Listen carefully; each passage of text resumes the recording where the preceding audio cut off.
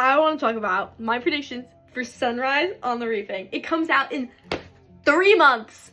Only 3. And then it'll be ours. You bet I'll be at Barnes & Noble release day. Where to begin? Obviously, it's about Haymitch in the 50th Hunger Games, the second quarter quell, where there was double the amount of tributes.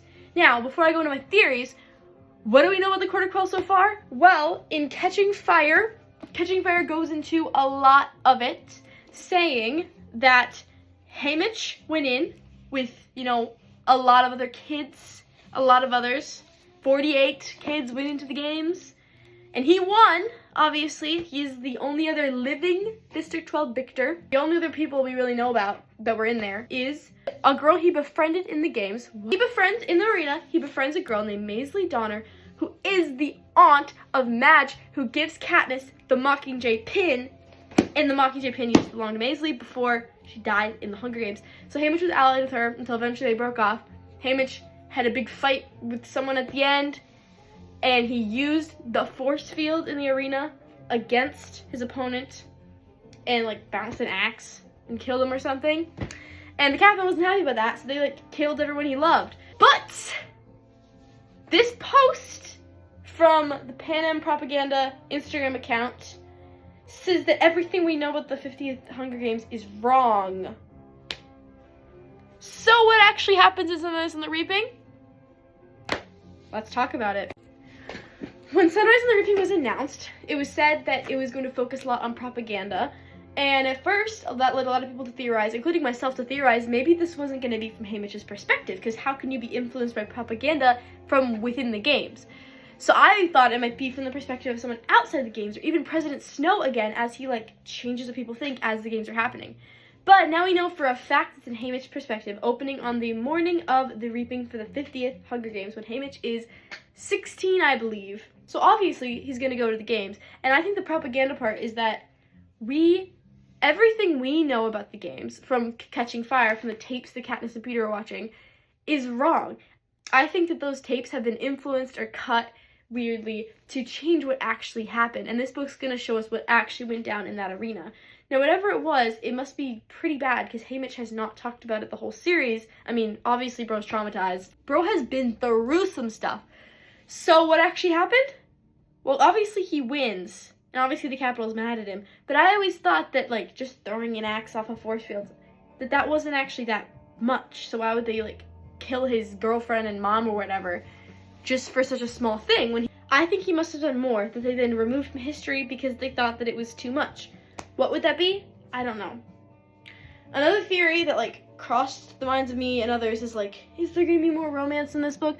I don't think so, because we know, well, I actually don't ever remember reading this in a book, but everyone says it, so it must be true, that he had a girlfriend back in 12. Yeah, that was mentioned in the description of Sunrise on the Reaping, if I remember. I'll put it here.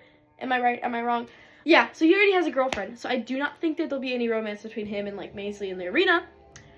But I do believe that their friendship's going to be a thing, and, if she dies, that's going to be tragic. I love tragedy in books, so I'm very excited for that.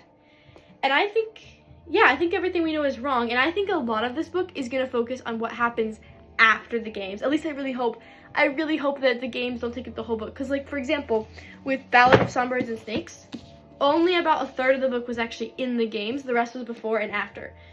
Since it opens up on the morning of the Reaping, I bet it'll jump pretty quickly to the games, but I really hope that there's time at the end for other stuff where Haymitch can, see what the consequences of what he did and see all that happen, and he can see, what the Capitol did to change what happened, because obviously they changed stuff. The footage is totally going to be altered. I believe that.